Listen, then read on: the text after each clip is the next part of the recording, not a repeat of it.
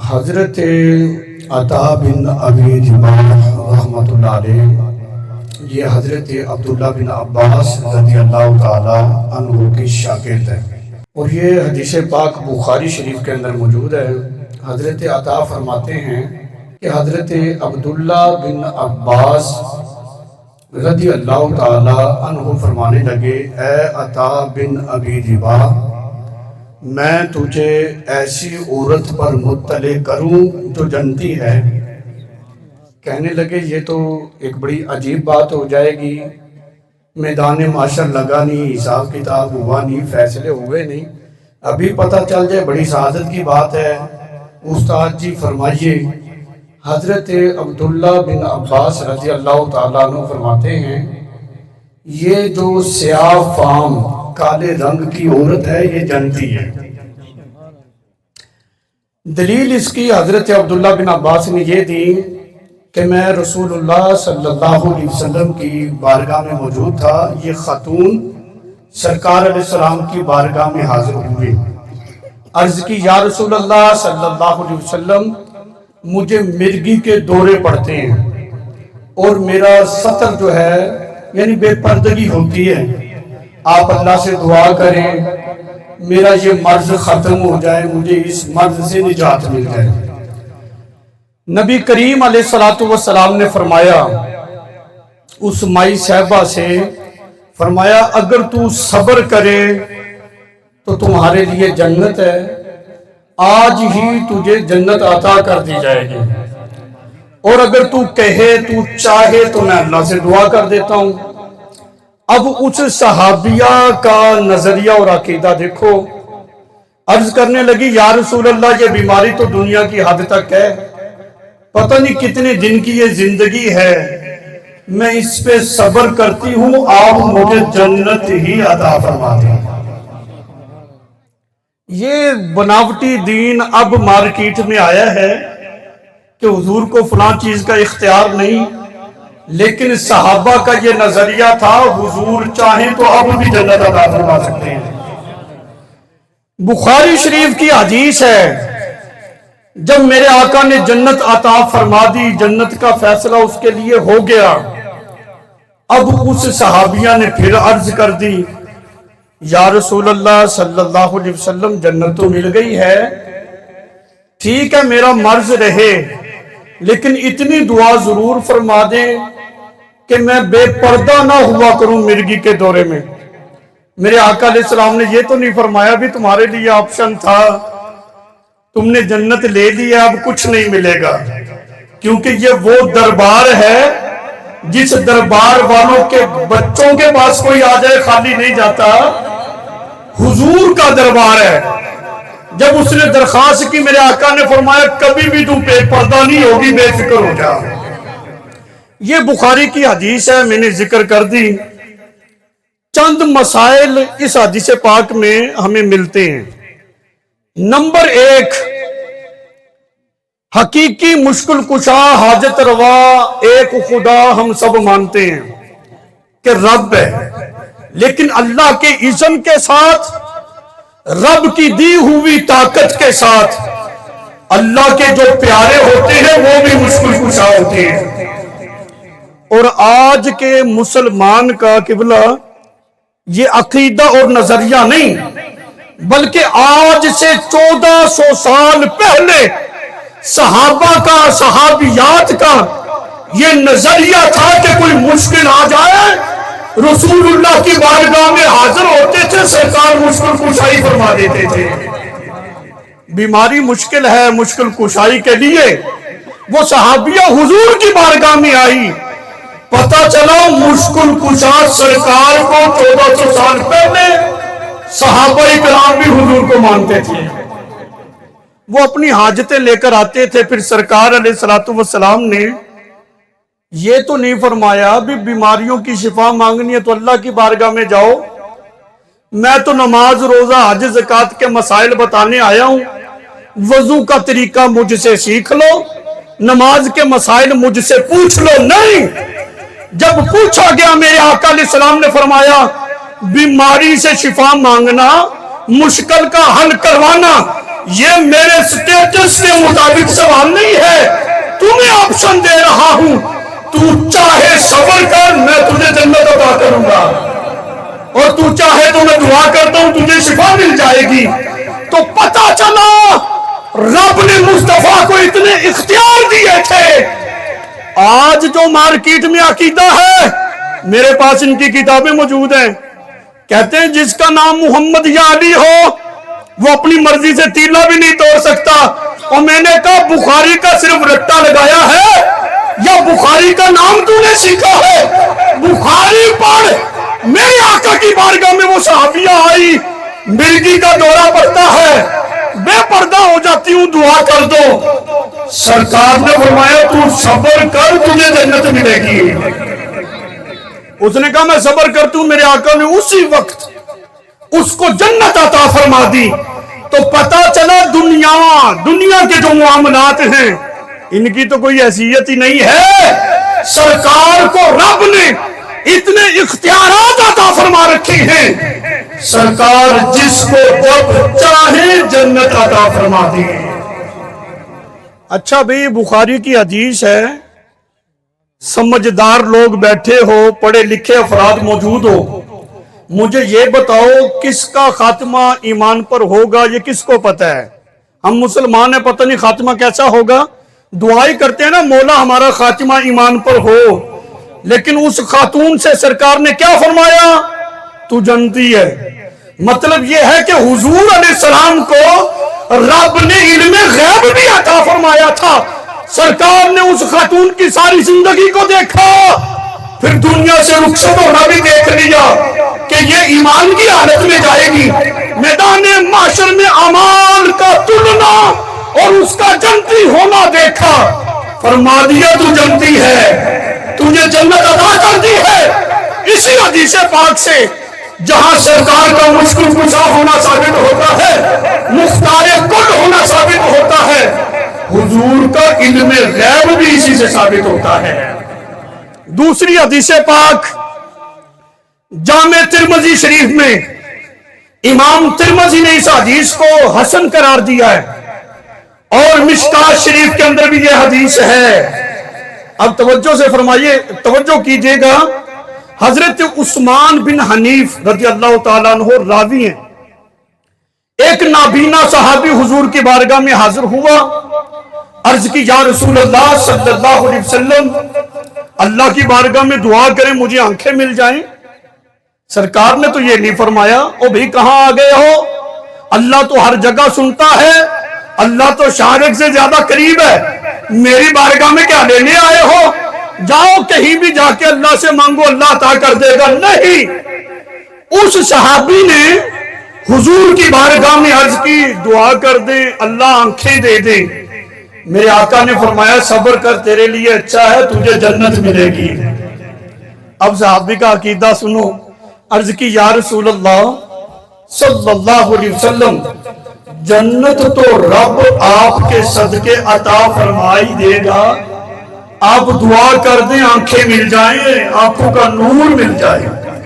میرے آقا علیہ السلام نے فرمایا اچھا ایسا کر، وضو کر، اچھے طریقے کے ساتھ وضو کر، اس کے بعد یہ دعا مانگ اللہم انی اسألک، اے اللہ میں تجھ سے سوال کرتا ہوں، وَأَتَوَجَّهُ إِلَيْكَ، مولا میں تیری بارگاہ میں متوجہ ہو رہا ہوں، اکیلا نہیں بنبی کا محمد النبی الرحمت، مولا میں تیری بارگاہ میں متوجہ ہوتا ہوں بنبی کا، یہ با وسیلے کی ہے، با واسطے کی ہے، با ذریعے کے لیے ہے، مولا تیری بارگاہ میں تیرے نبی جن کا نام محمد ہے صلی اللہ علیہ وسلم جو نبی رحمت ہے، ان کو وسیلہ بنا کر تیری بارگاہ میں متوجہ ہو رہا ہوں، میری اس حاجت کو مولا پورا فرما دے، ان کی دعا کو اپنی بارگاہ میں قبول کر لے۔ جب اس نے یہ دعا مانگی، جامع ترمذی میں امام ترمذی نے اس حدیث کو حسن درجے کی قرار دیا ہے، وہ صحابی دعا مانگ کر جب سرکار کی بارگاہ میں حاضر ہوئے، رب نے آنکھوں کا نور ان کو عطا فرما دیا تھا۔ یہ وہ دین ہے جو آج سے 1400 سال پہلے کریم آقا علیہ السلام کے صحابہ کا عقیدہ تھا کہ وہ حضور کو مشکل کشا مانتے تھے، حاجت روا مانتے تھے، اپنی حاجتیں اپنی مشکلیں کریم آقا کی بارگاہ میں لے کر جاتے تھے۔ آج مارکیٹ کے اندر عقیدہ ہے اللہ کے علاوہ کا وسیلہ پیش کرنا رب کی بارگاہ میں جائز نہیں ہے۔ یہ جو لنڈے کے مذہبی سکالر ہیں میں ان کو دعوت فکر دے رہا ہوں، جامع ترمذی کی حدیث ہے، امام ترمذی نے حسن قرار دیا اس حدیث کو، صحابی تو حضور کا وسیلہ رب کی بارگاہ میں پیش کر رہے ہیں۔ اور یہ صرف صحابی نے پیش نہیں کیا بلکہ یہ دعا نبی پاک نے خود اس صحابی کو سکھائی ہے۔ تو پتہ چلا سرکار کا وسیلہ رب کی بارگاہ میں پیش کرنا سرکار کو بھی پسند ہے، صحابہ کا بھی عقیدہ ہے۔ پھر اس دعا پر رب نے محبوب کے صحابی کو آنکھیں عطا کر دی، آنکھوں کا نور آ گیا، پتہ یہ چلا رب کی بارگاہ میں محبوب علیہ السلام کا وسیلہ پیش کرنا یہ رب کو بھی بڑا پسند ہے۔ آج کے مسلمان کا کوئی نیا نظریہ نہیں، کوئی نیا عقیدہ نہیں، بلکہ وہ عقیدہ ہے آج کے مسلمان کا جو آج سے 1400 سال پہلے حضور کے صحابہ کا عقیدہ تھا۔ ہمارا کوئی نیا نظریہ نہیں ہے بلکہ یہ وہی نظریہ ہے جو رب کو بھی پسند ہے، جس دعا پر رب محبوب کے غلاموں کو آنکھیں عطا فرماتا ہے۔ اگلی حدیث پاک بخاری شریف، بخاری سے حدیث پیش کر رہا ہوں، آپ توجہ کریں گے انشاءاللہ ایمان کو تازگی ملے گی۔ صحابہ اکرام حضور کو تو مشکل کشا مانتے تھے، حاجت روا مانتے تھے، لیکن جس چیز کی نسبت کریم آقا علیہ السلام سے ہو جاتی تھی صحابہ تو اس کو بھی مشکل کشا سمجھتے تھے۔ بخاری شریف کی حدیث ہے، میرے آقا علیہ السلام کی زوجہ محترمہ حضرت ام سلمہ رضی اللہ تعالی عنہا ازواج مطہرات میں سے ہیں، کل مومنین کی ماں ہیں، تمام ازواج مطہرات میں سے آخر میں ان کا وصال ہوا تھا۔ حضرت ام سلمہ کے پاس کریم آقا علیہ السلام کا بال مبارک، منہ مبارک، بال مبارک تھا، چاندی کی ڈبیا تھی ان کے پاس، اس چاندی کی ڈبیا میں سرکار کے مبارک بال کو انہوں نے سنبھال کے رکھا ہوا تھا۔ یہ بخاری کی حدیث ہے۔ تو پتہ چلا کہ تبرکات کو سنبھال کے رکھنا یہ ازواج مطہرات کی سنت ہے۔ اس دور میں رائج کیا تھا؟ کسی کو کوئی بھی بیماری لاحق ہوتی، پیالے میں پانی لے کر حضرت ام سلمہ رضی اللہ تعالی عنہا جو زوجہ رسول ہیں ان کے گھر کے دروازے پہ آتے کہ سرکار کا جو مبارک بال مبارک ہے آپ اس پیالے میں ڈال کر اس کو ذرا حرکت دیں، ہم بیماری کی شفا کے لیے اس کو پیئیں گے، اللہ شفا دے گا۔ یہ کس کا عقیدہ تھا بھئی؟ یہ آج کی بات تو میں نہیں کر رہا، یہ بخاری کی ہے، 1400 سال پہلے کی بات ہے۔ حضرت ام سلمہ کے دروازے پر لوگ پانی کا پیالہ لے کر آتے، آپ چاندی کی ڈبیا کھولتی، بال کو نکالتی، اس پانی میں ڈال کر اس کو حرکت دیتی۔ آپ فرماتی ہیں کہ جو بھی مریض پیتا تھا اللہ اس کو شفا عطا فرما دیتا تھا۔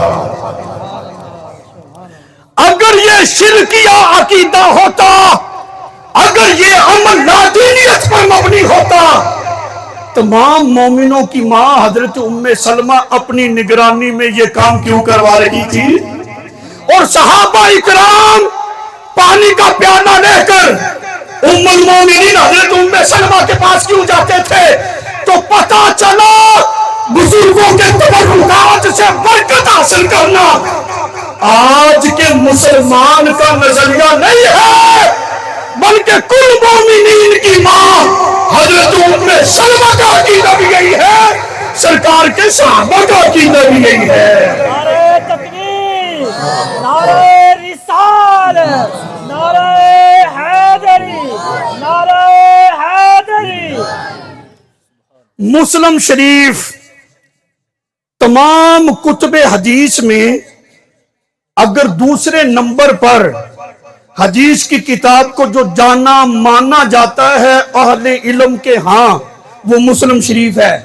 پہلے میں نے بخاری کا حوالہ دیا، مسلم شریف کی حدیث ہے، حضرت اسماء بنت ابی بکر رضی اللہ تعالی عنہا، خلیفہ بلا فصل، خلیفہ اول حضرت ابو بکر صدیق رضی اللہ تعالیٰ عنہ کی صاحبزادی حضرت اسماء بنت ابی بکر رضی اللہ تعالیٰ عنہ کے پاس نبی کریم علیہ السلام کا ایک جبہ تھا۔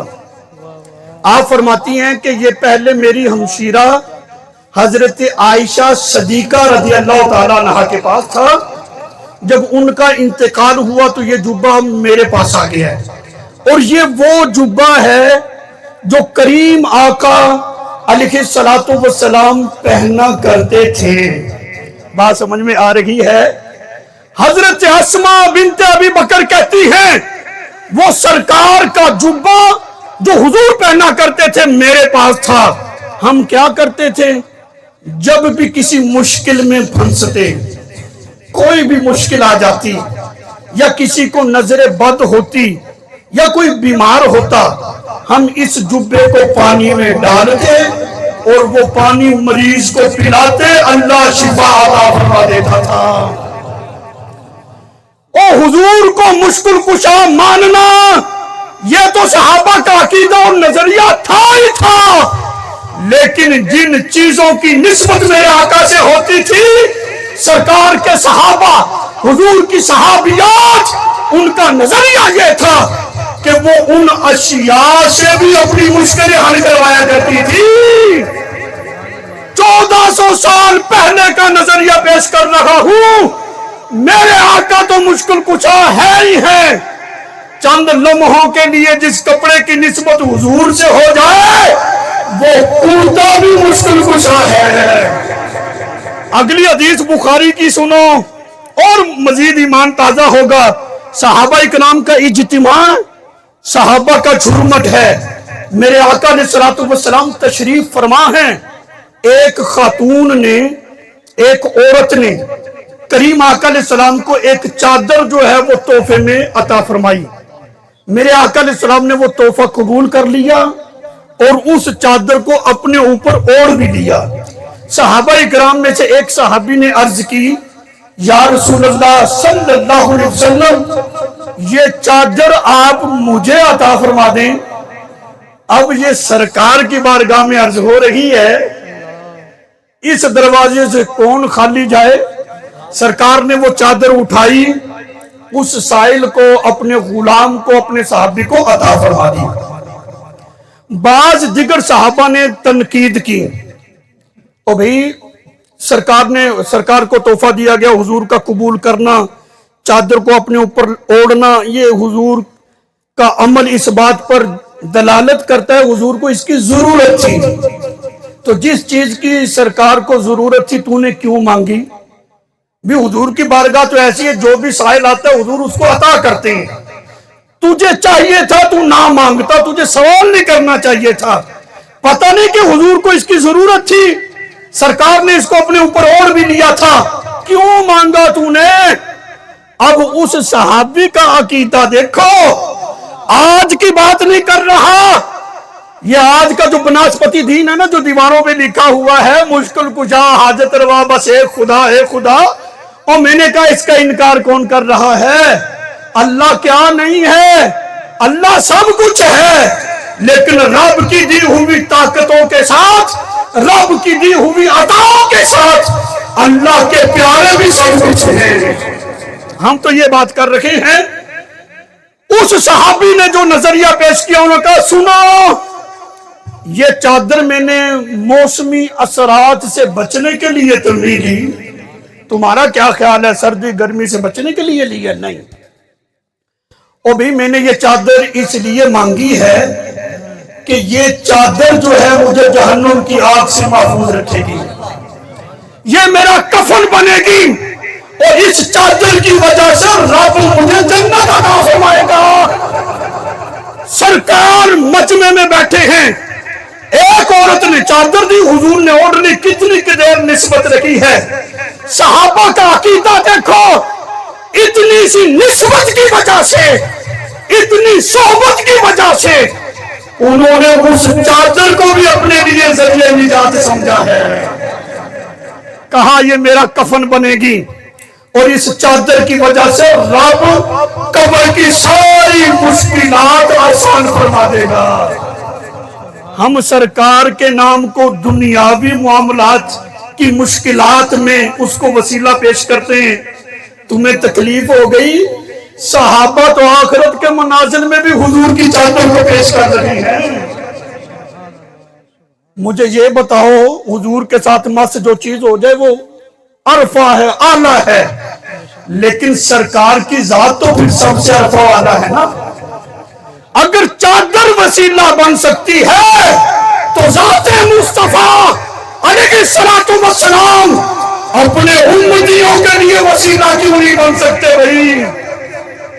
اگلی حدیث سنو، معجم کبیر طبرانی کی حدیث ہے، جنگ یرموک ہے، صحابہ اکرام میں بڑے بہادر صحابی حضرت خالد بن ولید رضی اللہ تعالیٰ عنہ جنگ یرموک۔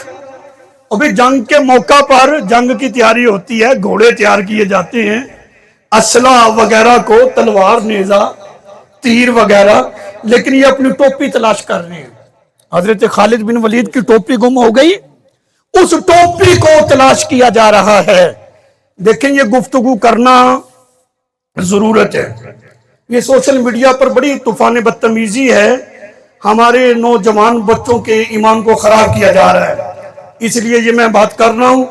جو حوالہ میں پیش کر رہا ہوں ویڈیو بن رہی ہے اور اس کا میں ذمہ دار ہوں، جو دیکھنا چاہے اصل کتاب سے بھی دکھاؤں گا۔ معجم کبیر طبرانی کے اندر حدیث موجود ہے، جنگ یرموک، خالد بن ولید کی ٹوپی گم ہو گئی، ٹوپی تلاش کر رہے ہیں۔ جب ٹوپی مل گئی، دیگر نے جب دیکھا نا، کپڑے کی بنی ہوئی ٹوپی تھی، وہ بڑے حیران ہوئے، اس پرانی ٹوپی کے لیے خالد بن ولید اتنی دیر سے تم کوشش کر رہے تھے، جنگ کا موقع ہے، کیا ہو گیا ہے؟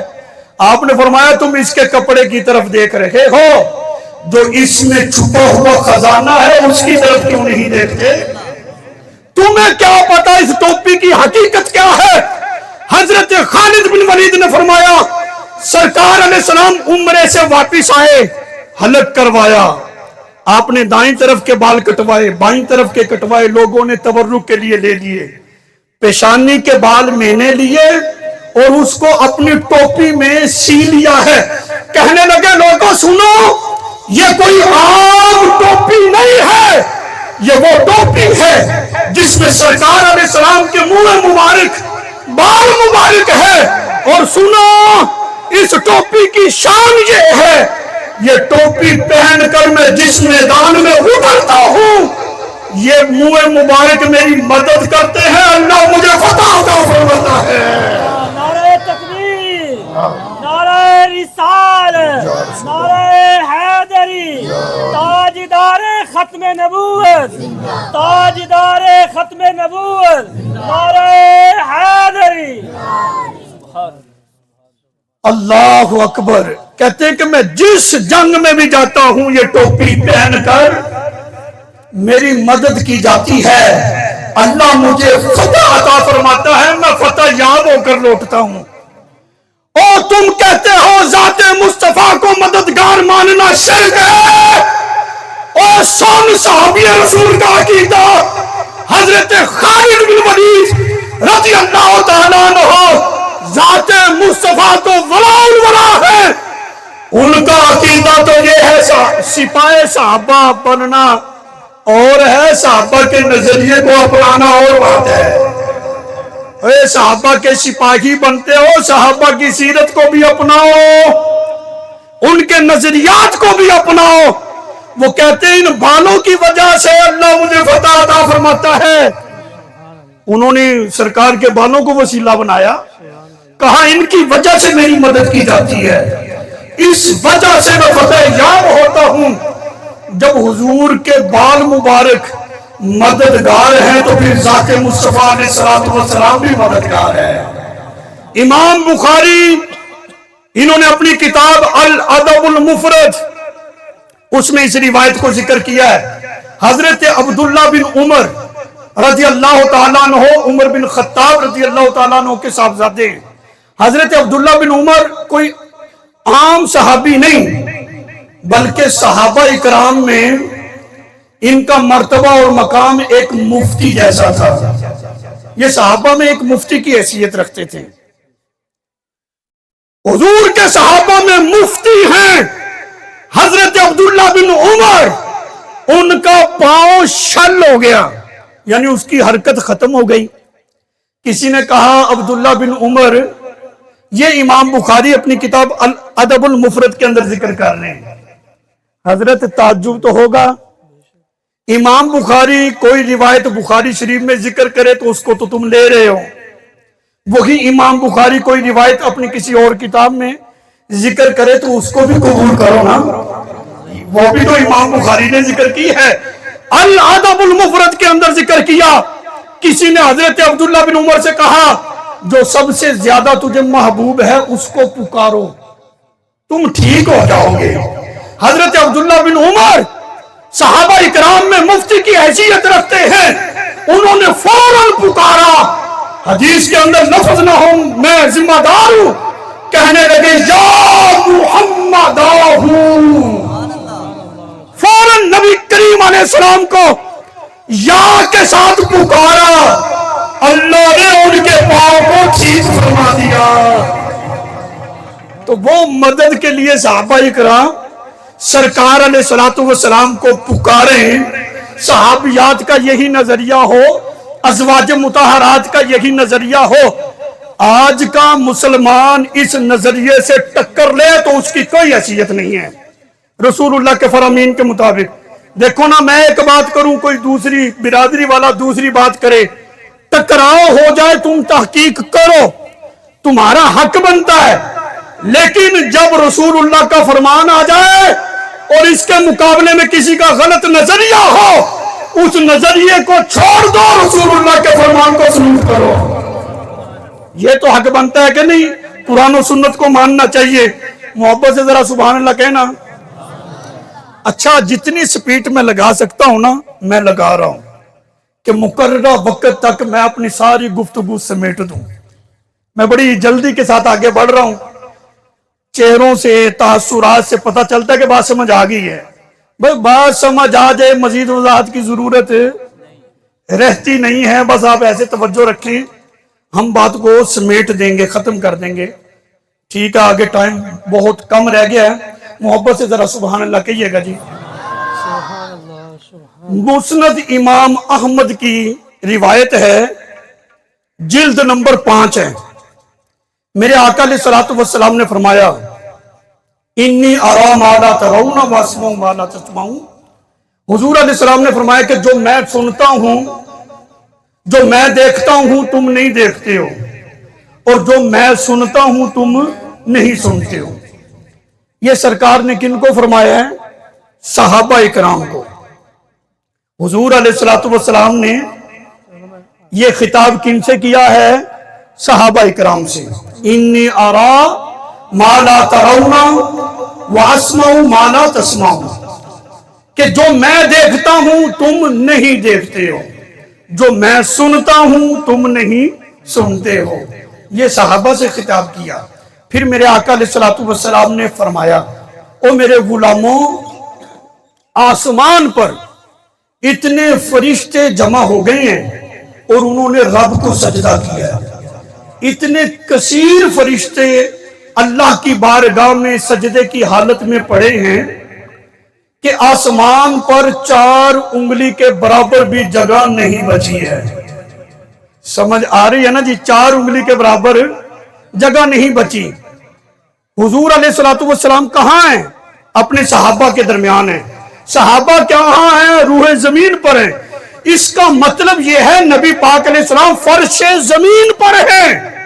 صحابہ سے کیا فرما رکھے ہیں؟ آسمان پر۔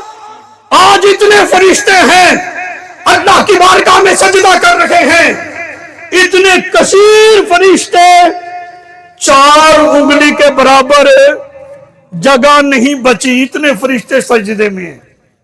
کہاں پر ہیں حضور؟ فرش زمین پر۔ فرشتے کہاں ہیں؟ آسمان پر۔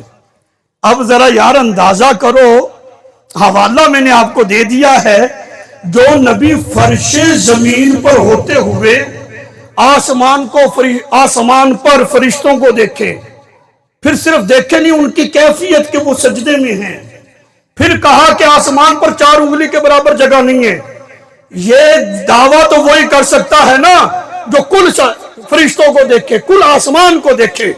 جائزہ لے، کہیں پر جگہ بچی ہوئی تو نہیں ہے، تمام آسمان فرشتے ان کی کیفیت حضور علیہ السلام فرش زمین پر بیٹھ کر دیکھ رہے ہیں، اپنے غلاموں سے فرما رہے ہیں 4 انگلی کے برابر بھی جگہ نہیں بچی۔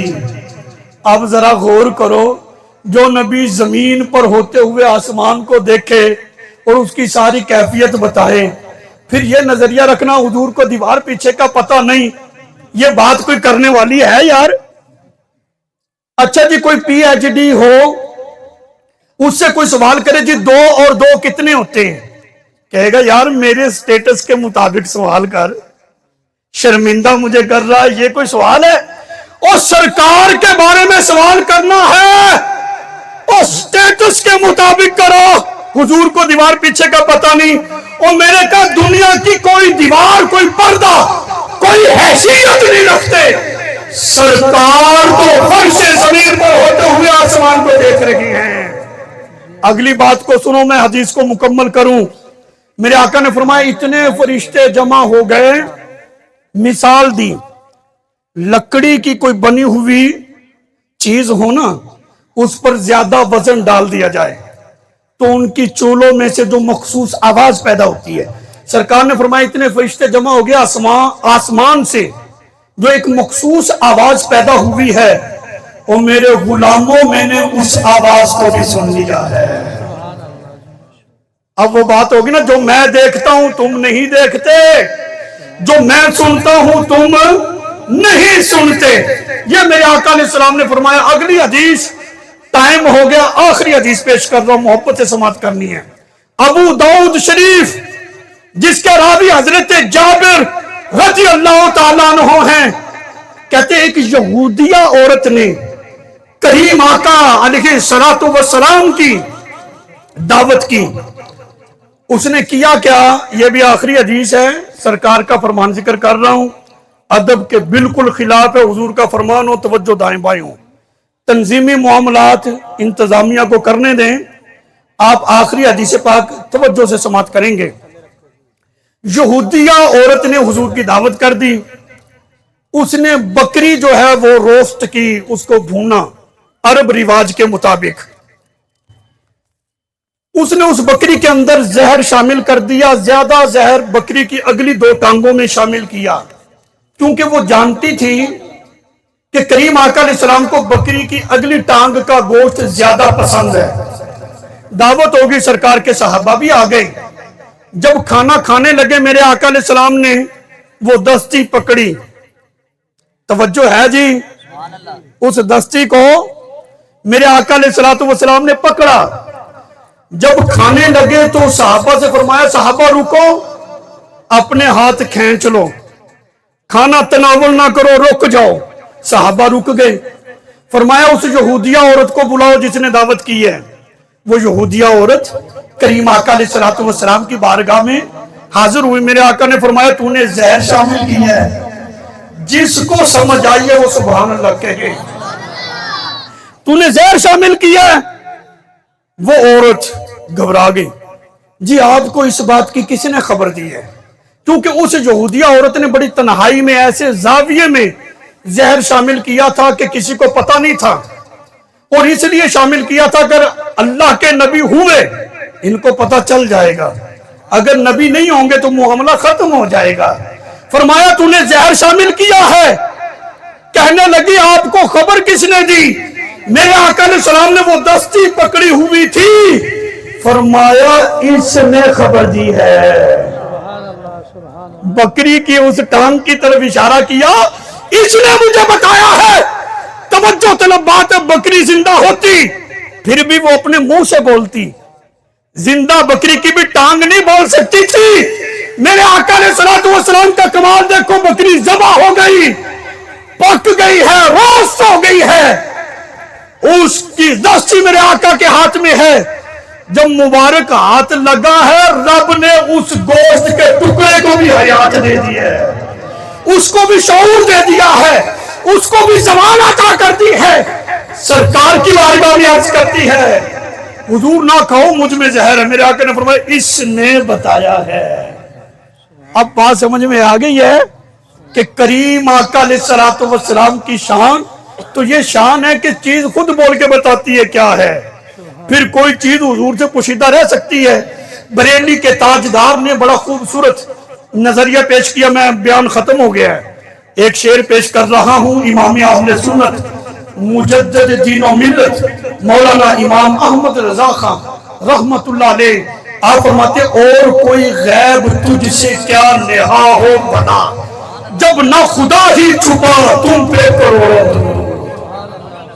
یہ نظریہ ہے ہم اہل سنت کا، یہ دنیا کے پردے کوئی حیثیت نہیں حضور کے سامنے رکھتے، سرکار کی شان وراء الورا ہے۔ الحمدللہ ہم اہل سنت کے جو نظریات ہیں وہی ہیں جو آج سے پہلے 1400 سال پہلے صحابہ کرام کے تھے۔ آخر میں دعا ہے، اللہ تعالیٰ بھائی محترم علی اصغر خان لودھی آپ کے جو بزرگ ہیں اور آپ کے والد مرحوم، اللہ ان کو جنت الفردوس میں اعلیٰ مقام عطا فرمائے۔ وما علینا الا البلاغ۔